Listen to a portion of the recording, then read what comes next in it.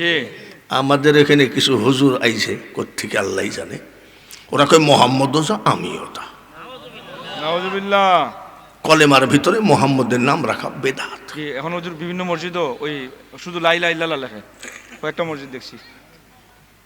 আমি জুম্মার দিনে গেছি, এমনি আমি একটু এগুলো দেখতে পারি না, আর আমার ডান পাশে এসে এক জুব্বা আলা নামাজে দাঁড়াচ্ছে, তাই আমি এবার খেয়াল করলাম, এর সন্দেহ মনে হয়, ওদের চেহারা দেখলে আবার বোঝা যায়, ওদের চেহারা দেখলে বোঝা যায়। যারা নূরের নবীর পক্ষে, যারা নূরের নবীর পক্ষে, তারা যদি চেহারায় তেল নাও মাখে তাও চকচকা। আর যারা কয় মাটির নবীর নবী আমার মাটির, তাদের চেহারা দেখলে গুই সাপের মতন খসখসা।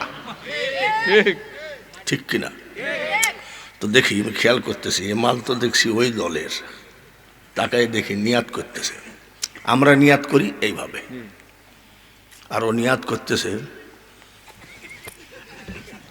আমি যে জুকারের আবার বাড়ি কোথায়, এই 14 জুকার এসে আমার নবীর বেইজ্জতি করার কারণে বাংলার জমিনে শান্তি নামক কথাটা উঠে গেছে।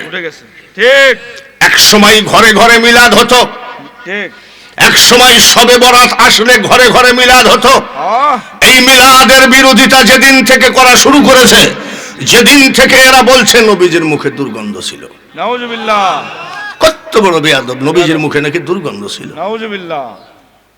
এই লোকটাকে এটা জানেন, এই যে এই গ্রুপের বস, জি এই গ্রুপের বস, দেখবেন ওর ওয়াজ আছে আহলে হাদিস, আহলে হাদিস, ওর বাড়ি চাপাই নবাবগঞ্জ।